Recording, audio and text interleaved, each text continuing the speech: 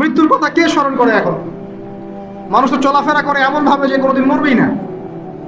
কে স্মরণ করে? যে টেবিলের তল দিয়ে ঘুষ নিচ্ছে ও স্মরণ করে মৌতের কথা? যে মেয়েটা বোরখা পরে যে ডেটিং করে বেড়াচ্ছে, জেনা করে বেড়াচ্ছে, ও কি মৃত্যুর কথা স্মরণ করে?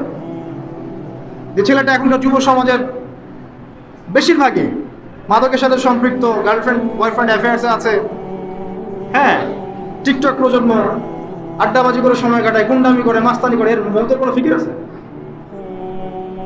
একজনকে বড় দায়িত্ব দেওয়া হয়েছে, সবার সম্পদ লুটপাট করে খাচ্ছে, এর মৌতের ফিকির আছে নাকি?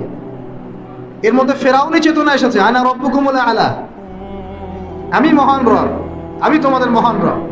ওদের মধ্যে ওই চেতনা কাজ করছে যে সূরা মুমিনুনে যেটা বলা আছে যে আমরা এখানেই জন্ম নেই, এখানেই মারা যাই, আমরা পুনরুত্থিত হব না।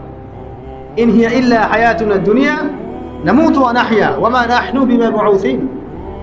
আমরা এই দুনিয়াতেই বাঁচি, দুনিয়াতেই মরি, আমাদের কোনো পুনরুত্থানের কিছু নাই। এদের চেতনা এমন। কে ফিকির করে মত?